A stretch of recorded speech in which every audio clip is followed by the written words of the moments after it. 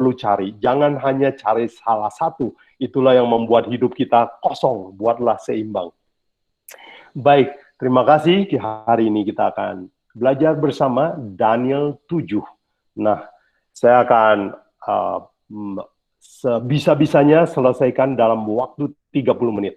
Walaupun bahan kita banyak, saya akan selesaikan dalam 30 menit, dan setelah itu saya harap ada diskusi, kita belajar lagi dalam tanya-jawab. Baik, saya akan izin untuk presentasi screen saya. Oke.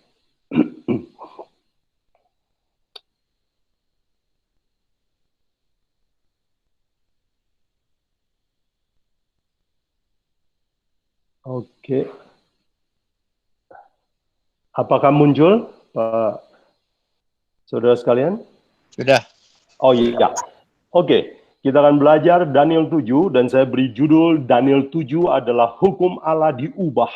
Dan ayat inti kita, kalau saudara mau langsung kepada inti, adalah Daniel 7 ayat 24, yaitu dia akan mengubah waktu dan hukum. Nah, saudara sekalian, itulah inti pelajaran kita. Itu sebabnya saya beri judul hukum Allah diubah. Nah, saudara sekalian, mari masuk langsung kepada inti pengamatan saya. Kalau saudara melihat bahwa di sebelah kiri adalah 10 hukum Allah menurut Keluaran 20. Dan yang sebelah kanan adalah 10 hukum Allah versi Roma. Kebetulan di rumah saya ada buku katekisasi, dan saya kutip dari buku katekisasi saya. Jadi 10 hukum ini, apakah saudara lihat berbeda? Nah, secara sepintas kelihatannya sama-sama, jumlahnya 10, tetapi itu ada perbedaan. Mari saya tunjuk perbedaannya.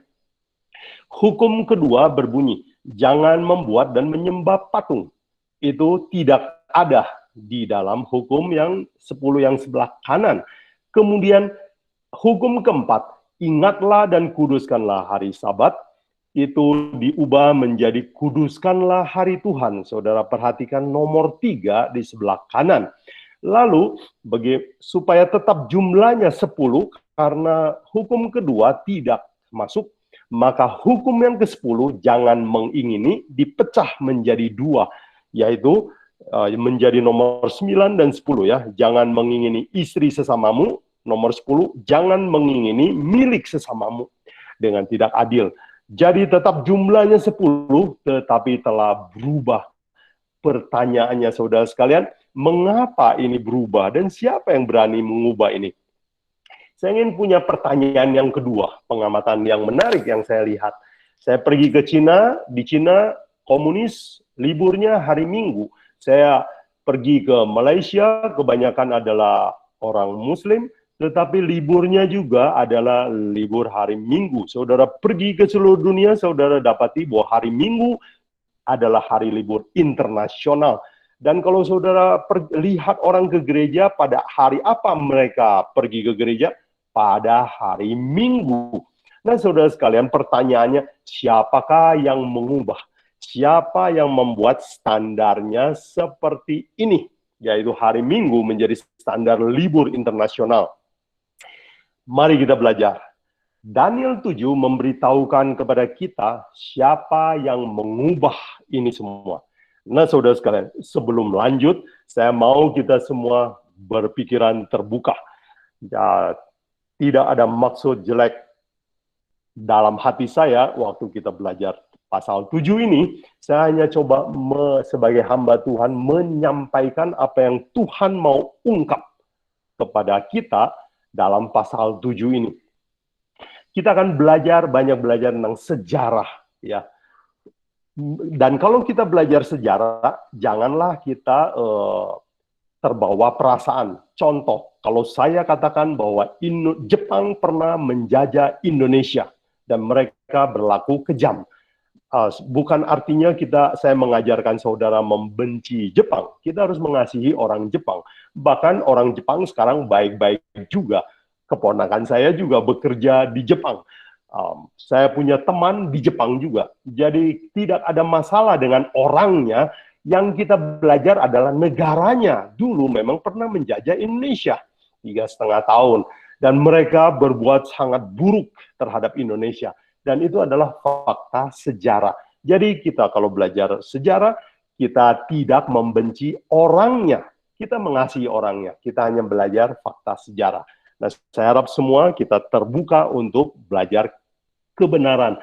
Bila mana nanti yang saya terangkan ini ada sesuatu yang saudara rasa kurang meyakinkan, kita boleh jawab, bahas di dalam tanya jawab.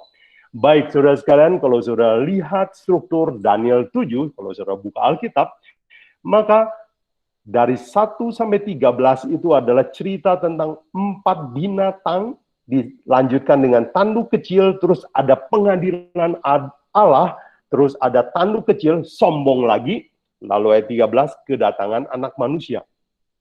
Dan setelah itu, dari 16 sampai habis dari pasal 7 adalah penjelasan tanduk kecil. Jadi saudara sekalian, kalau saudara lihat struktur secara keseluruhan, manakah yang Tuhan paling ingin beritahukan kepada kita? Dari Daniel 7, dari strukturnya jelas sekali, bahwa Tuhan ingin kita mengetahui siapa itu tanduk kecil. Karena Tuhan memberi penjelasan paling banyak terhadap tanduk kecil ini. Baik, Daniel 7 dimulai dengan mimpi ya. Pada tahun pertama pemerintahan Belshazzar, Raja Babel, bermimpilah Daniel dan mendapat penglihatan di tempat tidurnya, lalu dituliskannya mimpi itu, dan inilah garis besarnya.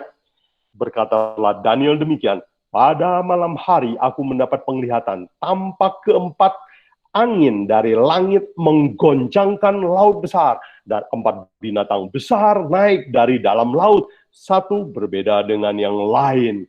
Jadi Daniel mendapat penglihatan melihat 4 binatang besar. Tetapi binatang yang keempat ini paling menarik, sebab bentuknya mengerikan, dan dia menelan seluruh bumi, menginjaknya dan meremukkannya. Tetapi ini yang menarik, saudara sekalian, dikatakan ke-10 tanduk itu ialah 10 raja yang muncul dari kerajaan itu. Sesudah mereka akan muncul seorang raja yang berbeda dengan raja terdahulu dan akan merendahkan 3 raja. Ia akan mengucapkan perkataan yang menentang Maha Tinggi, menganiaya orang kudus milik yang Maha Tinggi.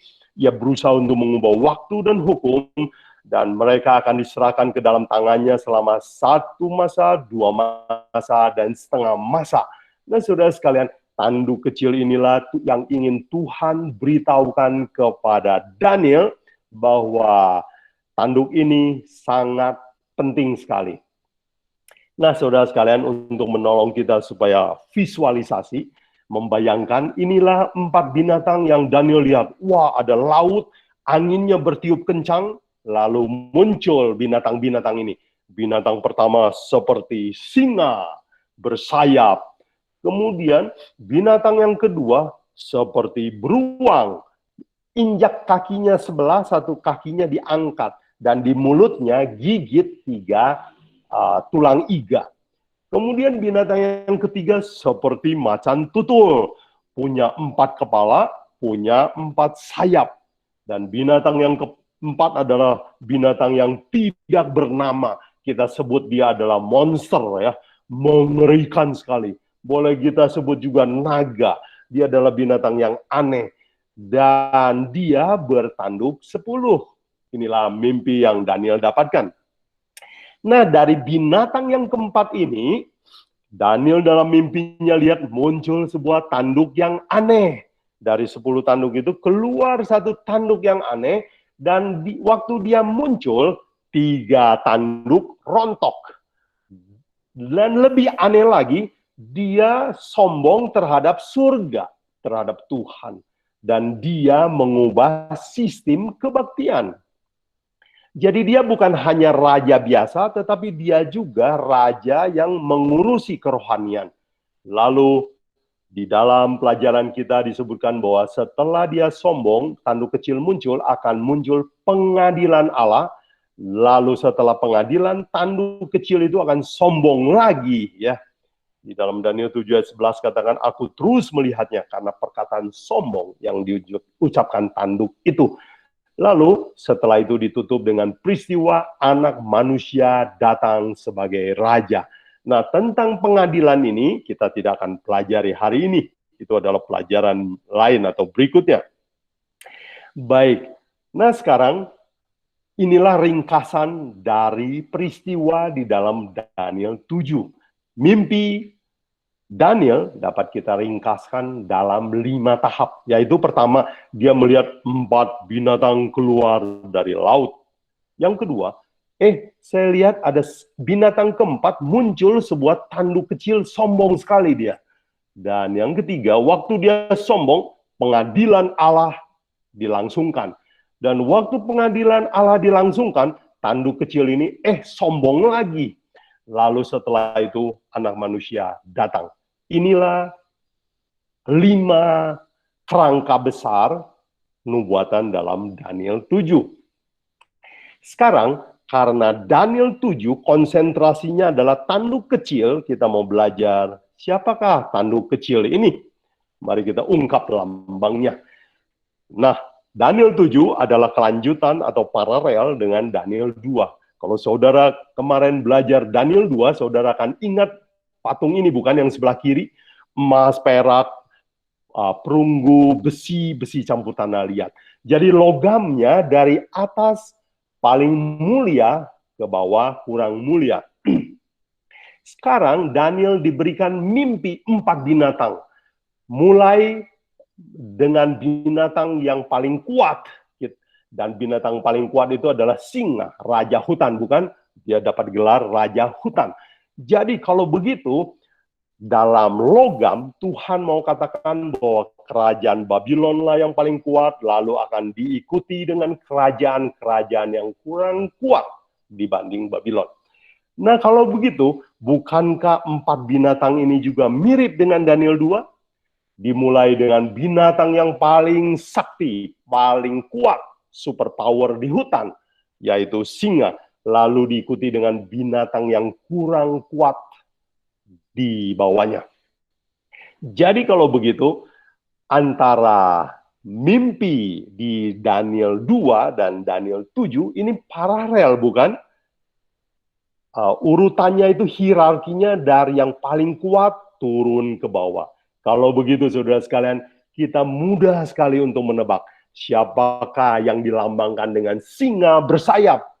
Itu adalah Babylon, kerajaan yang kuat, tidak ada tandingannya. Kemudian siapakah binatang kuat, negara kuat kedua berikutnya, yaitu kerajaan Media dan Persia. Nah saudara perhatikan, kaki beruang itu satu diangkat lebih tinggi, satu menginjak. Itu artinya apa saudara sekalian? Alkitab persis meramalkan bahwa kerajaan Media dan Persia memang 2, tapi satu lebih kuat daripada yang lain. Persia umurnya lebih lama dari Media. Dan kalau saudara lihat binatang yang ketiga, yaitu macan tutul. Itu adalah Yunani. Kenapa sayapnya 4 dan kepalanya 4? Sebab raja Yunani yang paling terkenal namanya Alexander the Great, itu dalam usia muda dia mati dan 4 jenderal menggantikan dia. Dan kita tahu itu adalah 4 jenderal yang terkenal yang menguasai seluruh Eropa, bahkan sampai Afrika, sampai Asia oleh keempat jenderalnya. Itu sebabnya tepat sekali Tuhan meramalkan kepalanya 4, sayapnya 4. Dan setelah Yunani, siapakah yang mengalahkan Yunani? Kita sudah belajar juga di Daniel 2 yang menggantikan Yunani adalah kerajaan Roma. Dan memang Roma itu keras sekali ya. Dia menghancurkan segala sesuatu. Baik, dan kerajaan Roma terdiri dari 10 tanduk. Itu artinya 10 divisi, 10 raja. Nah, pertanyaannya adalah kemudian dari 10 tanduk ini muncul sebuah tanduk kecil. Pertanyaannya, siapakah tanduk kecil ini? Ya. Baik, tanduk kecil ini dijelaskan oleh Daniel 7 ayat 24 dan 25. Saya kutip, ke-10 tanduk itu ialah ke-10 raja yang muncul dari kerajaan itu. Sesudah mereka akan muncul seorang raja. Ia berbeda dengan raja yang dahulu. Ia akan mengucapkan perkataan yang menentang Yang Maha Tinggi dan akan menganiaya orang kudus milik Yang Maha Tinggi. Ia berusaha mengubah waktu dan hukum dan mereka akan diserahkan ke dalam tangannya selama 1 masa, 2 masa, dan setengah masa. Mari kita belajar. Dari 2 ayat ini, saudara sekalian, saya mencoba meringkaskan bahwa tanduk kecil yang muncul dari Roma ini, itu mempunyai 6 ciri paling sedikit. Dan ciri yang pertama adalah dia harus muncul dari Roma. Bukankah begitu kata ayat 24 ya, 7 ayat 24. Dan yang kedua, waktu dia bangkit, dia akan menjatuhkan 3 raja. Dan yang ketiga, dia bukan hanya urus politik, tetapi dia juga menentang Allah yang Maha Tinggi. Dan yang keempat, dia juga menganiaya umat Tuhan. Yang kelima, dia mengubah waktu dan hukum. Dan yang keenam, dia berkuasa selama dikatakan 1 masa itu 1 tahun, 1 tahun, 2 tahun, dan setengah tahun. Jadi total 3,5 tahun. Kalau saudara kalikan 30 hari kalender Yahudi, maka saudara akan dapatkan 1260 hari. Nah, kalau kita belajar nubuatan, 1 hari itu sama dengan 1 tahun. Jadi Alkitab meramalkan bahwa tanduk kecil ini, kekuasaan kecil ini akan berkuasa lama 1260 tahun. Nah, mari kita belajar, saudara sekalian, siapa ini tanduk kecil? Dikatakan akan muncul seorang raja. Ia berbeda dengan raja yang terdahulu. Bedanya apa, saudara sekalian? Ya, nanti kita akan belajar. Ciri yang pertama akan muncul dari binatang keempat, seorang raja. Kalau begitu, kita bisa simpulkan ciri pertama, dia muncul dari Roma dan memakai nama Roma. Jadi di dalam namanya harus ada kata Roma. Ciri yang kedua, ya, di dalam ayat 24, dan akan merendahkan 3 raja. Ada seorang raja di Eropa, waktu dia berkuasa, 3 bangsa di Eropa sekarang tidak ada lagi. Negara ini tidak ada lagi, tetapi ada dalam sejarah. Kalau saudara belajar sejarah Eropa, ada nama 3 negara ini, yaitu Vandal, Ostrogoth, dan Heruli. Sekarang hanya tinggal nama. Kemudian ciri yang ketiga, di dalam ayat 25 dikatakan, mereka akan diserahkan ke dalam tangannya 1 masa dan 2 masa dan setengah masa. Artinya 1260 tahun. Nah, ada seorang raja, sebuah kerajaan kecil di Eropa. Ya, tanduk kecil artinya kerajaannya kecil, tetapi berkuasanya lama. Dan dia mulai mencapai puncak kejayaannya di seluruh Eropa, sampai Asia, sampai Afrika, adalah tahun 538. Dan dia berkuasa sampai 1798. Waktu revolusi Prancis, dia ditangkap dan dipenjarakan. Kekuasaannya berakhir waktu revolusi Prancis. Jadi kalau saudara hitung, mengurangkan ada 1798 kurangi 538, saudara akan dapatkan tepat sekali 1260 tahun. Kemudian ciri yang keempat, dikatakan ia akan menganiaya orang kudus milik Yang Maha Tinggi. Mari saya menyiapkan beberapa foto bukti bahwa kuasa ini memang pernah menyiksa orang-orang yang percaya, berbeda kepercayaan sama dia. Ini adalah buku yang saya punya, ini adalah foto-foto alat inkuisisi, ya, alat penyiksaan pada zaman Dark Ages, pada zaman kegelapan, menyiksa orang Kristen yang berbeda pendapat dengan pendapat gereja. Dan alat penyiksaan ini sampai sekarang disimpan di British Museum. Saudara-saudara yang berkesempatan ke London, jangan lupa mampir dan lihat ini. Ini adalah sejarah yang tidak pernah boleh dilupakan oleh umat Tuhan. Dan ini juga adalah alat-alat penyiksaan. Tadi adalah alat menggencet jari ya supaya orang itu mengaku menyerah. Kemudian ini adalah penjara-penjara bawah tanah, dikurung ya. Dan segala alat penyiksaan yang lainnya ya di dalam British Museum. Lalu saudara sekalian, ini adalah sebuah artikel yang menarik perhatian saya dalam Reuters. Dikatakan Pope ask Protestants for forgiveness for persecution.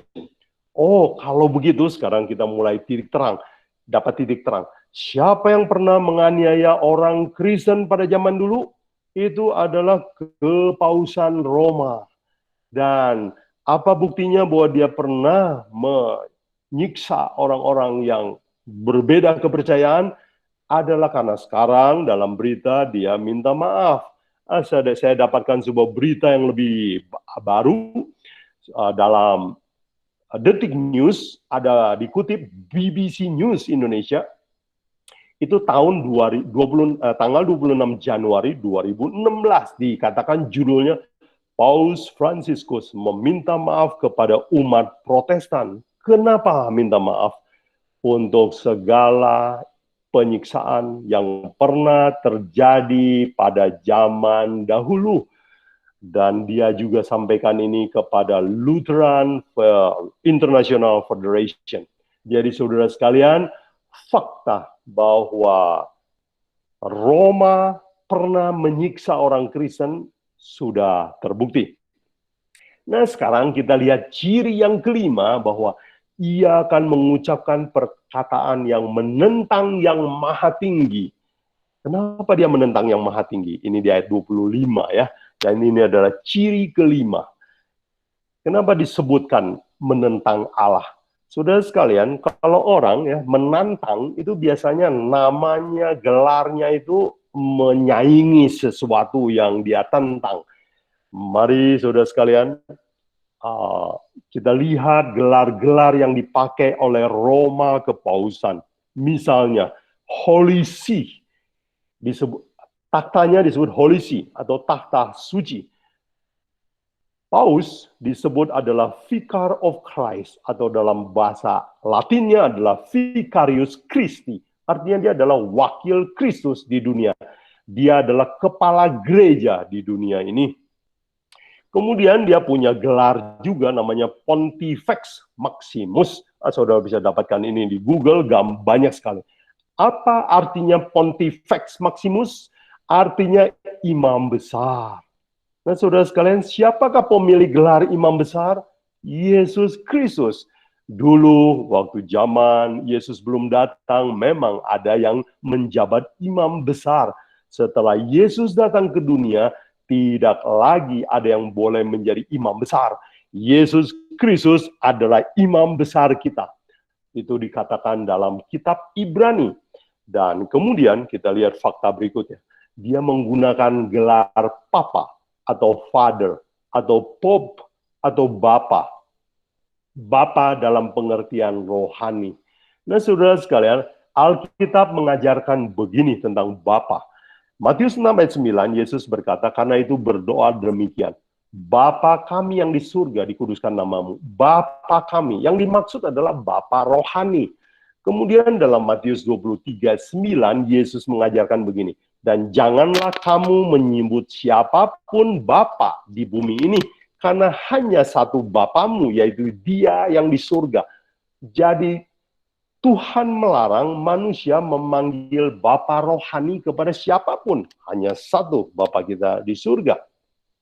Dan yang terakhir, saudara sekalian, ciri yang keenam di dalam ayat 25 dikatakan, ia berusaha mengubah waktu dan hukum.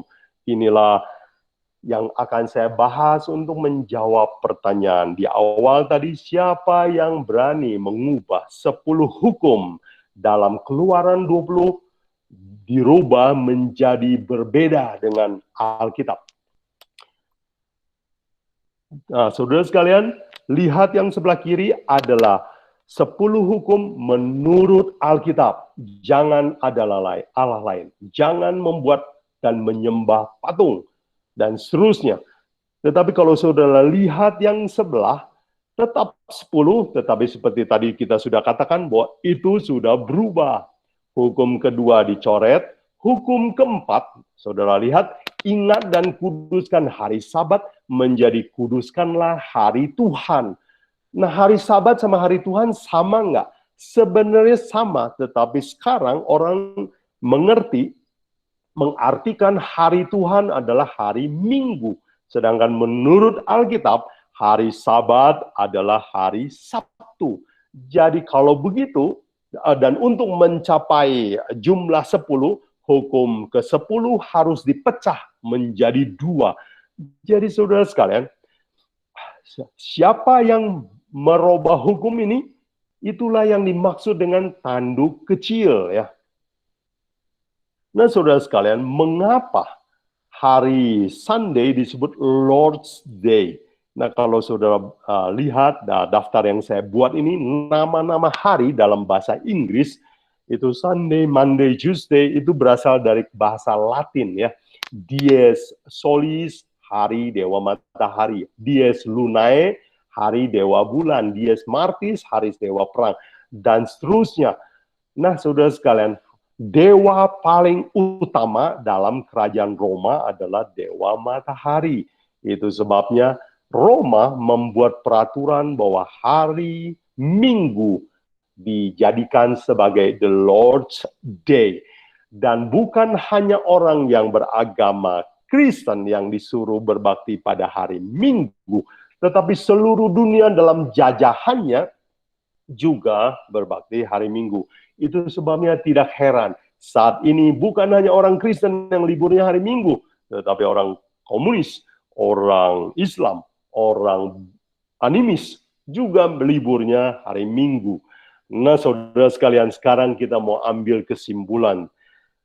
Kalau dari 6 ciri ini, siapakah yang dimaksud? Dan tidak ada kuasa lain, tidak ada raja lain yang memenuhi ke-6 syarat ini. Dia adalah Roma Kepausan. Jadi tanduk kecil adalah Raja Kecil Vatikan, dia adalah Roma Kepausan. Nah, saudara sekalian, mengapa kita belajar ini? Kita belajar sejarah supaya kita belajar apa yang akan terjadi di depan. Daniel 7 ayat 11 meramalkan begini.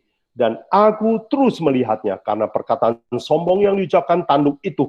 Dan aku terus melihatnya sampai binatang itu dibunuh, tubuhnya dibinasakan, diserahkan ke dalam api yang membakar. Jadi saudara sekalian, kuasa ini, tanduk kecil ini, akan berkuasa sampai akhir zaman. Tidak ada yang bisa menahan dia, kecuali oleh pengadilan Allah. Nasib akhir tanduk kecil disebutkan dalam Daniel 7 ayat 26. Dikatakan, lalu majelis pengadilan akan duduk dan kekuasaan dicabut daripadanya dan dimusnahkan dan dihancurkan sampai lenyap. Saudara sekalian, satu-satunya kuasa yang bisa menghentikan tanduk kecil ini adalah Yesus Kristus melalui pengadilannya yang adil. Jadi saudara sekalian, kuasa ini memang mengagumkan. Dia berkuasa lama sekali. Dan dia mendapatkan simpatik dari seluruh dunia. Semua orang kagum sama dia. Tetapi malam ini kita belajar, saudara sekalian, bahwa dia pernah berbuat jahat pada masa lalu. Dan kalau suatu hari kekuatannya muncul lagi, kalau dia sombong lagi, maka dia akan melakukan hal yang sama yang dulu pernah dilakukan. Nah, saudara sekalian, setelah kita belajar ini, apa aplikasinya buat kita? Saya ingin mengutip sebuah ayat di dalam Wahyu 18 ayat 4 adalah amaran Tuhan tentang tanduk kecil ini. Mari saya baca. Wahyu 18 ayat 4. Lalu aku mendengar suara lain dari surga berkata, pergilah kamu hai umatku, pergilah daripadanya, supaya kamu jangan mengambil bagian dalam dosa-dosanya, dan supaya kamu jangan turut ditimpa oleh malapetaka-malapetakanya. Saudara sekalian perhatikan bahwa di dalam asuhan dari Roma Kepausan, Tuhan menyebut ada hai umatku.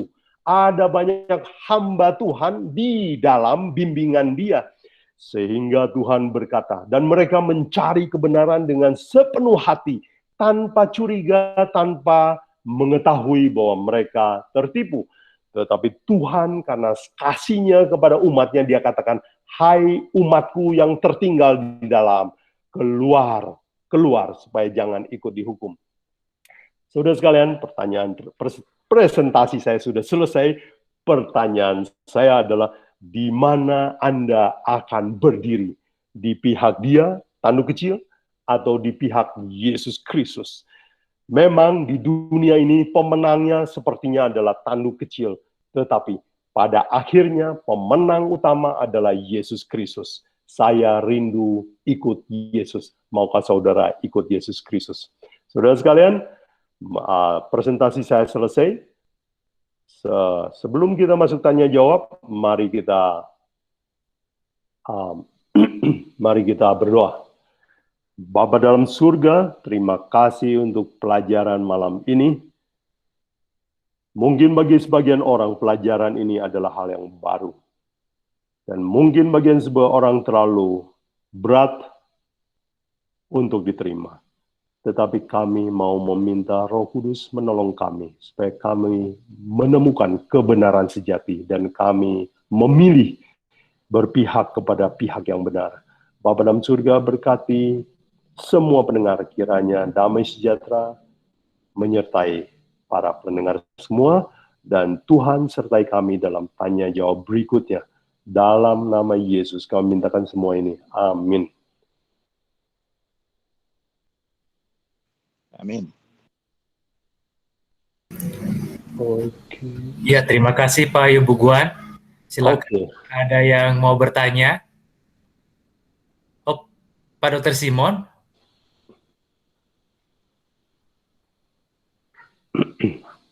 Saya lihat Pak Dr. Simon angkat tangan.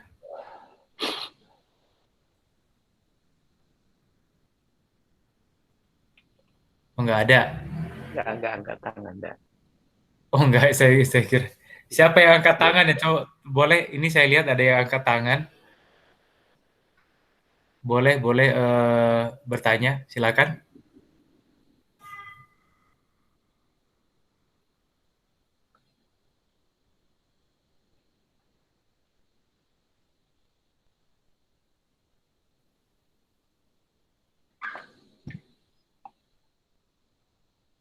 Nggak ada yang bertanya ya? Ibu Luciana?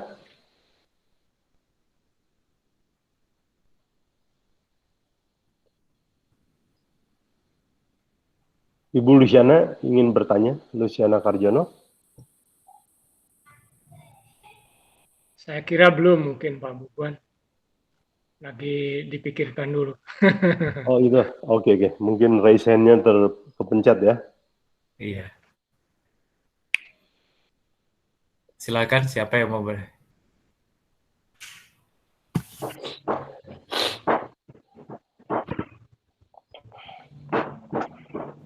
Pak Beri. Shalom. Pak Beri Timpolas. Oke. Shalom, selamat malam. Selamat malam Pak Beri. Ya, selamat jumpa lagi di malam hari ini. Terima kasih banyak Pak Bu Guanyo yang telah membawakan akan pekabaran Daniel 7. Jadi saya ingin bertanya, karena ada spekulasi-spekulasi juga yang sementara beredar. Walaupun hal-hal itu agak sulit juga dimengerti, menyangkut tentang hubungan kepausan Roma ya, karena ada sempat disinggung juga tentang Daniel 2 tadi ya. Ya. Berarti ada sempat disinggung juga tentang Daniel 2 tentang kekuasaan dari Amerika Serikat. Nah, jadi apa hubungan Vatikan dengan Amerika Serikat? Ada beredar juga ini, ada spekulasi bahwa Cina juga ini menjadi penantang Amerika, begitu. Jadi apakah selain Amerika ini masih ada lagi negara lain yang akan membantu akan Vatikan ini atau bagaimana? Mungkin itu saja pertanyaan saya. Bisa ditanggapi mungkin ya. Ya, terima kasih Pak Berry untuk pertanyaannya. Amerika Serikat dinubuatkan di dalam Wahyu 13. Jadi kita nanti waktu masuk ke kitab Wahyu kita akan belajar. Nah, mengenai handuk kecil ini, mengenai Roma Kepausan ini, Alkitab banyak sekali berbicara tentang dia. Dan saking banyak informasi, Tuhan pecah dalam beberapa pasal. Misalnya, di Daniel 2, Tuhan menggambarkan Roma Kepausan dengan besi bercampur tanah liat. Itu dua unsur kan? Besi adalah politik, tanah liat adalah agama. Jadi dia punya dua sifat, yaitu agama dan politik. Kemudian di dalam Daniel 7 ada detail yang ditambahkan oleh Tuhan, yaitu bahwa dia punya 6 ciri. Berapa lama dia berkuasa, dan bahkan dia memakai gelar-gelar Tuhan. Dan penjelasan ini di dalam Daniel 7. Nanti di dalam Daniel 11, Tuhan akan menambahkan lagi aktivitasnya di seluruh dunia. Bagaimana caranya dia menguasai seluruh dunia. Taktiknya itu diungkap di Daniel 11. Dan di dalam Wahyu 13 ditambahkan lagi bahwa hidupnya itu tidak mulus. Dia pernah terluka. Tadi kita sudah belajar bahwa waktu revolusi Prancis, dia dipenjarakan.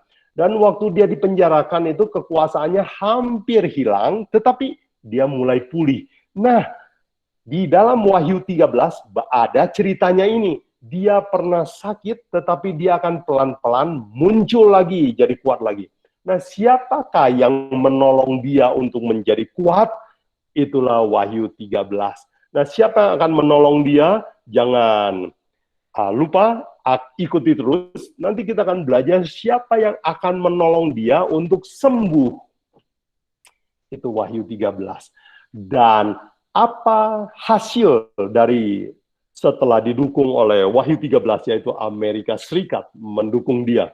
Di dalam Wahyu 17 dikatakan bahwa dia akan menguasai seluruh dunia sekali lagi. Jadi kekuasaan ini hebat sekali dan Tuhan punya banyak sekali informasi buat dia. Jadi Pak Berry, stay tune terus, ikuti terus. Kita akan belajar bersama. Semoga Tuhan menolong kita. Oke, terima kasih Pak Bu Guanyo tentang pertanyaan saya tadi. Oke. Amin. Terima kasih. Berkati ya. Terima kasih. Silakan Pak Edi Kurnia mau bertanya. Selamat malam Pak Buguan. Selamat malam Pak Edi. Saya mau tanya Pak Buguan, bagaimana kita, apakah kekuasaan ini yang kita kenal juga sebagai antikristus atau berbeda? Oke. Ya. Apakah ini disebut antikristus? Bisa dikatakan iya juga, tapi kata antikristus hanya digunakan oleh Yohanes dalam surat Yohanes. Jadi dalam tempat lain tidak digunakan kata antikristus. Dan memang kata antikristus ini agak keras dan bikin kita bingung, sebab dia juga ke gereja, jadi tidak cocok, nggak enak juga kita sebut antikristus. Tetapi dia sebenarnya, bagaimana saya bilang ya, kompetitor Yesus Kristus. Ya, contoh, kalau dia menyebut dirinya adalah Pontifex Maximus, imam besar yang bisa mengampuni dosa, itu kan bersaing sama Yesus Kristus. Ya, kalau dia menyebut taktanya adalah takhta suci, bukankah hanya takhta Allah yang disebut suci? Kemudian dia diberi gelar, ini tadi tidak saya kutip, yaitu infallible, bagaimana itu? Infallible, dia disebut infallible. Jadi dia tidak bisa bersalah kalau dia berbicara terutama dari balkon Vatikan. bukankah orang yang tidak bisa berbuat salah hanya Yesus Kristus? Jadi boleh kita sebut dia adalah saingan Yesus Kristus. Kemudian dia mendapat gelar adalah kepala gereja. Alkitab mengatakan bahwa kepala gereja adalah Yesus Kristus. Jadi boleh disebut begitu, tetapi kata itu terlalu keras dan susah diterima. Jadi kita gunakan saja bahasa di dalam Daniel 7, gelarnya adalah tanduk kecil menurut Alkitab. Boleh begitu Pak Edi? Pak Buguan, jadi kalau kata anti itu di dalam apa tuh mempunyai dua arti. Seperti kata antipasta. Antipasta itu jadi berarti pengganti pasta. Ya, jadi kata anti itu. Jadi anti Kristus itu juga bisa diartikan sebagai pengganti Kristus, bukan anti sebagai berlawanan. Iya. Terima kasih. Jadi, betul itu. Nah, kita di Indonesia hanya mengerti sebagai anti itu sebagai yang berlawanan, tapi anti itu sebagai pengganti. Betul. Itu sebabnya untuk komunitas Indonesia, saya jarang pakai kata anti Kristus. Kata itu keras sekali. Tapi terima kasih Pak Edi, betul itu. Anti tidak selalu artinya melawan ya, bisa menyayangi, menggantikan. Thank you. Ada pertanyaan ini dari Pak Melvin Silalahi ya, saya baca ya. Ya. Apakah menurut Bapak Vicarius Filidae ada hubungannya dengan tanda binatang 66? Apakah Vicarius Filidae sama dengan 66, 666? Mengenai 666, saya akan jawab nanti Pak Mervin di Wahyu 13 ya. Jadi kita tunda dulu sedikit. Tetapi ini semua berhubungan ya, semua berhubungan. Oke. Jadi 666 adalah sebuah kekuasaan pada akhir zaman ya. Dan apa yang Pak Mervin tanyakan itu sudah mendekati kebenaran. Jadi Pak Mervin sudah tahu jawabannya, tetapi ikuti terus sampai Wahyu 13 ya. Boleh Pak Mervin? Step by step buat sambil menunggu teman-teman yang lain. Terima kasih Pak Mervin pertanyaannya.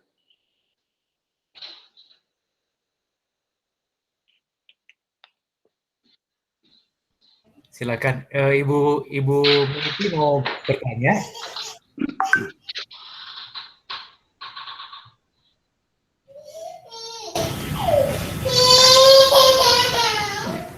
Ada lagi yang mau bertanya?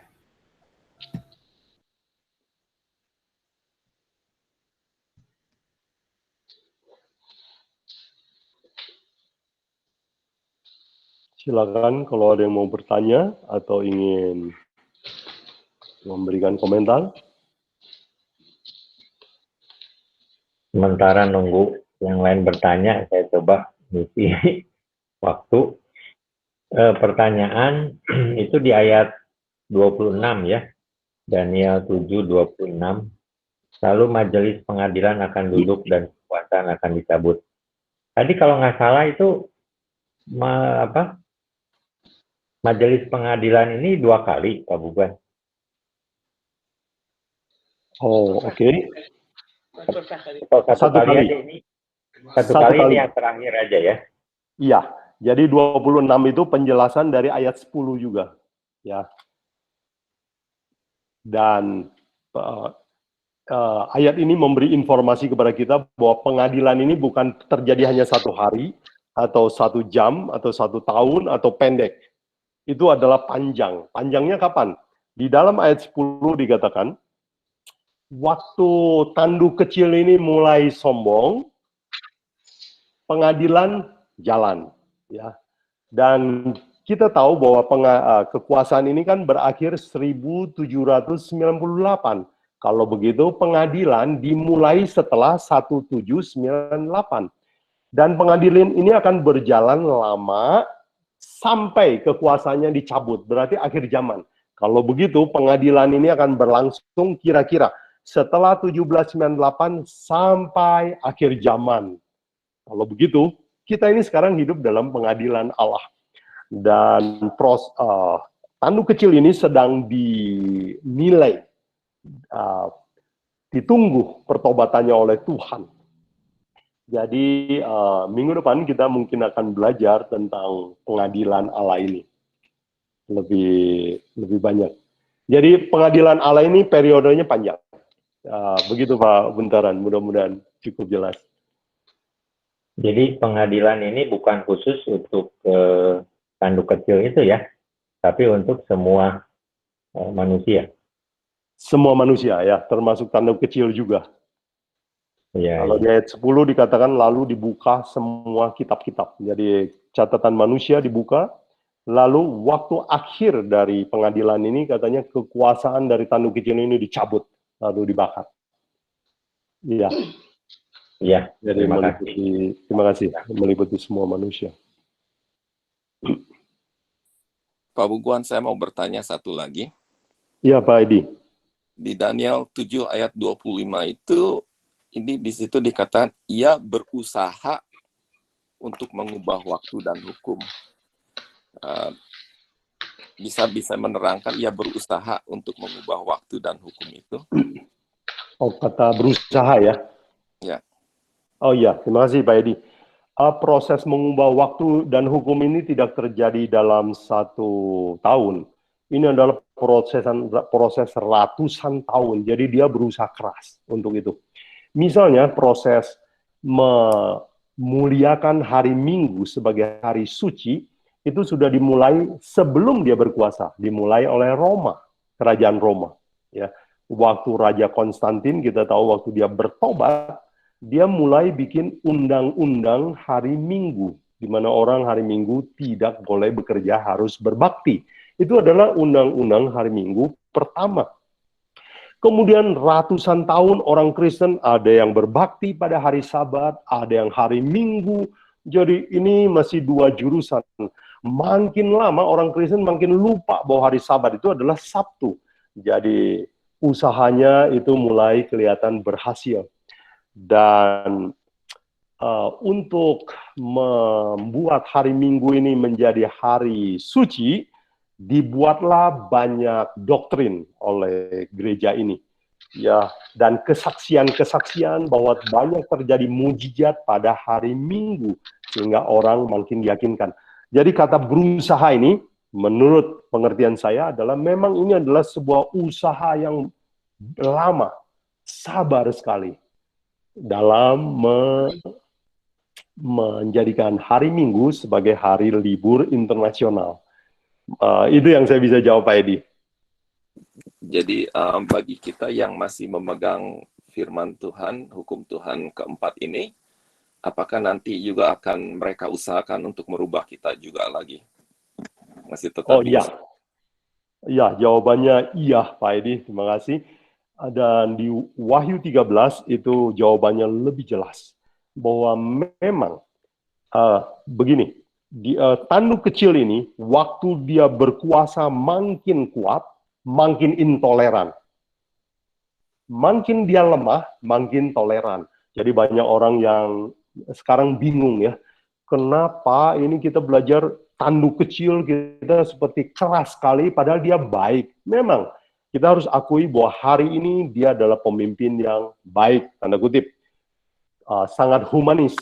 Tetapi kita harus mengerti bahwa semua orang kalau kekuasaannya lagi turun, tentu saja dia tidak bisa sombong.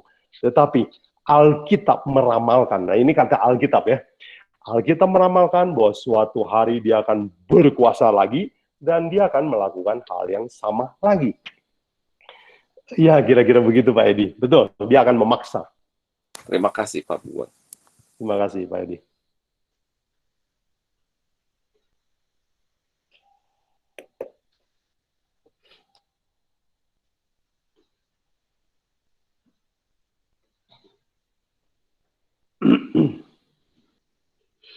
Boleh bertanya? Oh, Bu Pedro, silakan. Bu Meiti. Oh, Bu Meiti. Ya, kalau begitu dulu banyak sebelum, ya saya tadi mau tanya mengenai Konstantin itu menurut sejarah, itu di zaman apa dia itu? Kalau nggak salah, dia itu yang merubah hari Sabat, apa itu, orang menyembah hari Minggu. Karena dia katanya penyembah Dewa Matahari. Dia apakah di zaman Roma dulu? Dan pertanyaan kedua, berarti mayoritas dulu orang-orang menyucikan hari Sabat sebelum ada perubahan itu. Ya, terima kasih Bu Meti pertanyaannya. Ya, bagus. Ya, yang memulai undang-undang hari Minggu pertama adalah Raja Roma, namanya Konstantin the Great, ya. Konstantin Agung, dan itu tahun 321 Masehi. Itu sebelum Roma Kepausan muncul. Sebelum. Oke, ya. Jadi memang ini kuasa kegelapan sedang berusaha mengubah hukum Tuhan itu pelan-pelan. Dan rencananya itu diusahakan berulang-ulang. Dimulai dari Raja Konstantin. Nah, Konstantin ini bertobat, tetapi dia pertobatannya kan pertobatan politis. Waktu dia bertobat, lalu akhirnya agama Kristen yang tadinya dianiaya menjadi agama negara. Dan waktu jadi agama negara ini, anggota gereja memang banyak, tetapi kerohaniannya merosot. Jadi Bapak Ibu, kalau merindukan anggota yang banyak, bagus-bagus saja. Tapi ingat, jangan lupa kualitas kerohaninya. Buat apa gereja penuh kalau tidak punya iman yang kuat kepada firman Tuhan. Jadi, gereja akhirnya menjadi gereja universal. Dan kata universal ini dalam bahasa lainnya, bahasa Latin adalah Katolik. Jadi Katolik arti sederhananya tidak ada arti yang dalam.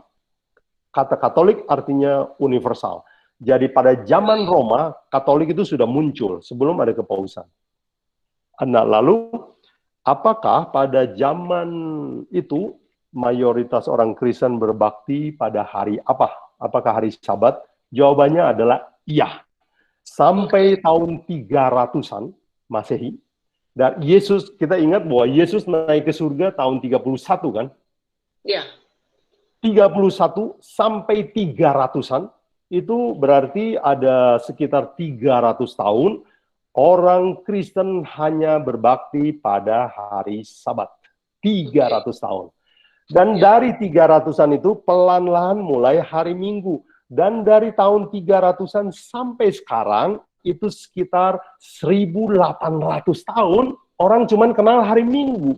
Bayangkan Bu Meti, 1.800 tahun orang sudah dicuci otak. Orang udah nggak tahu lagi mana sebenarnya yang disebut hari Sabat. Jadi puji Tuhan ada Alkitab yang masih kita pegang, masih utuh. Dia bisa menolong kita. Terima kasih Bu Meti pertanyaannya. Ya, terima kasih Pak. Terima kasih juga.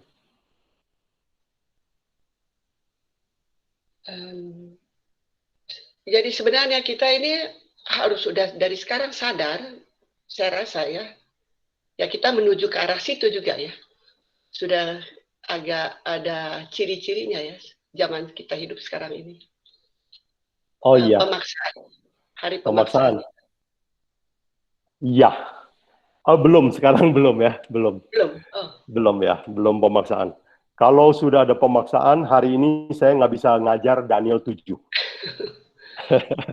Selesai mengajar sudah mulai dirintis maksud saya ya, karena oh ya, Bapak itu sekarang menuju mempersatukan Eropa katanya untuk perdamaian dan ya untuk kebaikan kesejahteraan dunia di dunia. Tepat sekali. Ya. Saya rasa kedok juga. Jadi kita lihat bahwa Daniel di dalam Wahyu 13 ayat 4 dikatakan dia terluka, tapi lukanya akan sembuh. Jadi kita lihat kesembuhannya itu sudah terlihat di mana-mana. Dia mulai menyatukan agama, dia menyatukan negara, dia mulai mengunjungi musuh bebuyutannya, Amerika Serikat. Ya. Dan nanti di Wahyu 13 kita akan belajar satu fakta yang luar biasa, yaitu kalau Protestan, kalau orang yang dulu memusuhi dia, rujuk dengan bersatu, ibunya. Ya. Itu adalah tanda yang paling pasti bahwa akhir zaman segera akan tiba. Terima kasih Bu Meti. Terima kasih.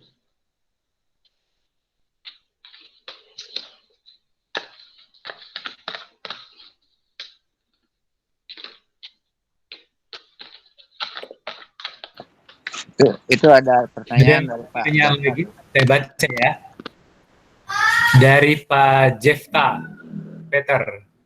Selamat malam Pak Yobuguan, mohon penjelasannya. Apakah ada kaitan di antara 10 tanduk pada Daniel pasal 7 dengan 10 jari kaki pada Daniel pasal 2? Terima kasih untuk penjelasannya. Oh iya, terima kasih Pak Jefta pertanyaannya. Iya, ada kaitannya. Daniel 2 menggambarkan bahwa kerajaan yang bertahan sampai kerajaan batu datang, berarti sampai akhir zaman, adalah sebuah kerajaan besi bercampur tanah liat. Ya, pada jari kaki itu. Dan besi artinya Roma. Tanah liat artinya umat Tuhan. Jadi dia adalah gabungan Roma dan Kristen. Jadi besi bercampur tanah liat, kata lainnya adalah Roma kekristenan. Dan Roma kekristenan ini diperjelas ciri-cirinya di dalam Daniel 7. Diberikan 6 ciri ya. Misalnya dia muncul dari Roma ya, dia waktu bangkit dia mencabut 3 raja, kemudian dia mengubah waktu dan hukum berkuasa 1260 tahun dan yang lain-lain kita tadi sudah pelajari. Jadi Daniel 7 itu enlargement dari Daniel 2 ya. Di zoom ya, kalau dalam HP kita di zoom out ya, dibesarin pakai jari ya, diteropong lebih jelas lagi. Jadi Daniel 7 adalah penjelasan lebih jelas tentang 10 jari kaki di Daniel 2. Terima kasih Pak Jefta. Ya, waktu kita belajar Daniel 2 memang ada yang bingung, bukankah 10 jari kaki itu adalah negara Roma yang terpecah? Penafsiran yang menurut saya Alkitabiah adalah Daniel 2 dan Daniel 7 haruslah paralel. Ya. Jadi 10 jari kaki di dalam besi bercampur tanah liat adalah tanduk kecil dalam Daniel 7. Nah, mudah-mudahan cukup jelas Pak Jefta.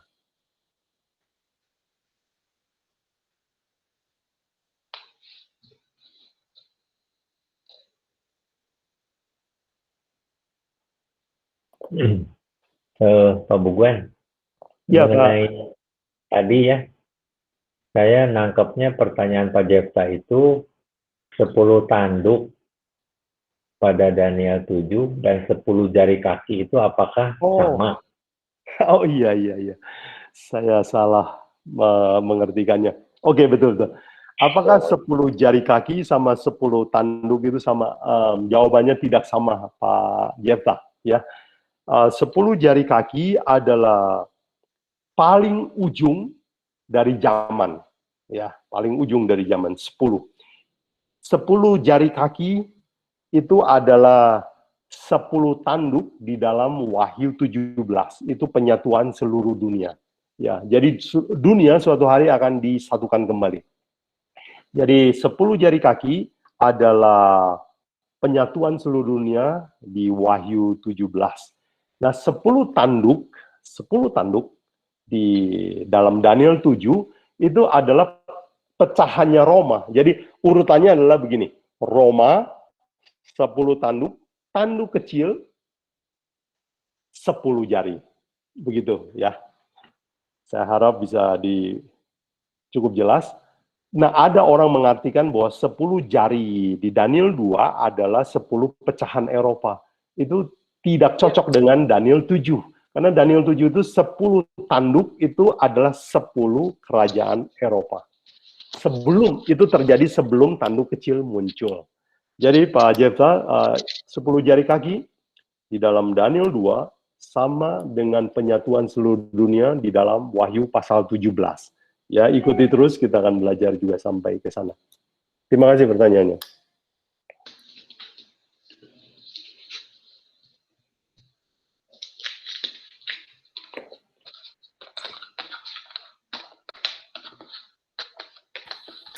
Masih ada lagi pertanyaan? Ya, berarti kalau tidak ada pertanyaan, berarti pelajarannya sampai di sini Pak Yobuguan malam ini. Terima kasih. Terima kasih saudara sekalian atas perhatian dan kesediaan saudara mengikuti pelajaran ini. Doa saya semoga pelajaran hari ini mengubah cara kita berpikir bahwa kita punya sebuah peta ke depan ya, bahwa dunia ini akan terpolarisasi, terpecah jadi dua ya, akan yang ikut mayoritas dan ikut Yesus Kristus minoritas. Dan semoga hari ini kita mengambil sebuah tekad bahwa apapun yang terjadi, saya mau ikut Yesus Kristus. Tuhan menolong kita semua. Amin. Iya, amin. Terima kasih, Pak Buguan. Kita doa tutup, kita undang Pak Pendeta Tommy. Pak Pendeta Tommy tolong didoakan Pak Buntaran supaya semakin sehat. Kita doakan juga ibunya Pak Ibu Guan ya, supaya diberkati Tuhan, sehat-sehat. Dan kita doakan juga Bu Susi dan itu Pak Stephen Halim. Kita doakan supaya Pak Stephen ini diberkati oleh Tuhan, yaitu kokonya Pak Halim ya, Pak atau Halim. Ada lagi yang mau didoakan bagi saudara-saudara? Itu Ibu Evi yang rindu ingin masuk, katanya sakit juga, kata Ibu. Ibu Evi yang ikut sama-sama belajar sama kita juga ya? Belum sempat masuk. Yang ingin ikut. Oh, yang ingin ikut. Yang ingin ikut, Ibu Evi, dia kurang sehat, didoakan supaya sehat. Ada lagi yang mau didoakan? Freddy. Oh iya, Pak Freddy. Pak Freddy juga sakit. Dia beberapa kali udah ikut ya Bible Study, tapi dia sekarang sakit. Tolong didoakan supaya Pak Freddy ini sehat. Terima kasih. Iya, ini Pak Freddy nih yang. Jadi gimana kabarnya Pak Freddy? Udah mulai sehat ya? Puji Tuhan. Sudah membaik. Ada lagi yang mau didoakan? Ya, kalau tidak ada, kita berdoa yang akan dipimpin oleh hamba Tuhan, Pak Pendeta Tommy Masenya. Kita bersatu dalam doa. Terpujilah Bapa yang penuh kasih dan berkemurahan, Allah yang sudah memeliharakan kami hingga saat ini, bahkan Tuhan yang sudah juga memberkati kami dan memberikan kesempatan bagi kami untuk belajar firman Tuhan di malam ini. Kami bersyukur Bapak, berterima kasih kesempatan yang indah di mana kami boleh bersekutu, belajar bersama-sama akan firman-Mu dari kitab Daniel yang dibawakan oleh hamba Tuhan, Bapak Yobu Guan. Dan biarlah apa yang baru kami pelajari ini, itu memberikan satu keyakinan yang semakin kuat dalam iman dan kepercayaan kami. Bahwa kami dengan kuasa dan Roh Kudus-Mu dikuatkan untuk bisa mengambil keputusan yang benar, yaitu mengikuti Yesus lebih setia. Dan dengan demikian, maka kami akan menjadi anak-anak Tuhan. Dan biarlah Tuhan terus curahkan kuasa Roh Kudus-Mu, sehingga pengertian yang benar akan firman Tuhan ini menjadi bahagian kami masing-masing dari hari ke hari, dan iman kami semakin dikuatkan. Berkati hamba-Mu, Bapak Yobu Guan, di dalam membawakan pekabaran firman-Mu. Gunakan dia dengan kuasa-Mu, jamah lidahnya dengan kuasa Roh Kudus-Mu, sehingga perkataan-perkataannya itu bukan dari pikirannya, tetapi oleh karena kuasa Roh Kudus yang memberikan pengertian yang disampaikan kepada kami sebagai umat-umat Tuhan untuk mendapatkan firman Tuhan dan pelajaran dari Tuhan melalui hamba-Mu ini. Berikan kekuatan, kesehatan, berikan kebahagiaan, sukacita, berkati rumah tangganya, berkati anak-anaknya dan istrinya, berkati juga usaha dan pekerjaannya. Kami juga Bapak berdoa untuk umat-umat Tuhan yang hadir bersama-sama dengan kami saat ini. Berkati Bapak dalam kehidupan hari-hari, di dalam iman dan kepercayaan kami, supaya masing-masing kami yang hadir saat ini pun diberkati dengan berkat-berkat yang limpah, dan usaha dan pekerjaannya pun Tuhan berkati sehingga ada kecukupan dalam kehidupan rumah tangga kami. Bapa, kami juga berdoa untuk anak-anak Tuhan yang saat ini terganggu fisiknya. Di antaranya ada Ibu Evi, ada Bapak Stephen Halim, ada Pak Bun, ada Pak Freddy, dari Ibu Susi dan juga orang tua dari hamba-Mu, Bapak Buguan yang sudah lanjut usia. Tuhan, kami menyerahkan mereka masing-masing dengan kondisinya. Segala daya upaya kami sebagai manusia kami sudah coba, namun tetap kesembuhan yang berasal dari Tuhanlah yang pasti yang akan terjadi. Kami hanya sebagai alat. Semua di dunia ini tidak ada bisa menyembuhkan, hanya Tuhan saja menyembuhkan. Dan kami yakin dan percaya Tuhan mempunyai rencana yang mulia untuk masing-masing mereka ini. Biarlah semuanya kehendak-Mu yang jadi dan berlaku. Pasti yang terbaik yang akan didapatkan oleh mereka. Jadilah kehendak-Mu itu Bapa, karena kami yakin percaya Tuhan akan memberikan dan menjawab doa kami ini. Kami serahkan juga kehidupan kami masing-masing ke dalam tangan Bapa. Bila malam ini, bila mana kami istirahat, Kau pun akan nyenyakan kami. Dan kami berikan dengan tubuh diberkati. Lindungi kami dari pandemi yang saat ini terjadi. Dan pertemukan kami di kali berikut dengan penuh sukacita oleh karena kekuatan yang Kau berikan bagi kami.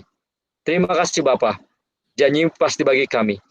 Biarlah damai sejahtera dari Allah Bapa dan juga damai dari Yesus Kristus dan persekutuan Roh Kudus menjadi bagian kami dari sekarang sampai kedatangan-Mu. Ampun dosa kami, di dalam nama Yesus Kristus kami berdoa dan mencap syukur. Amin. Amin. Amin.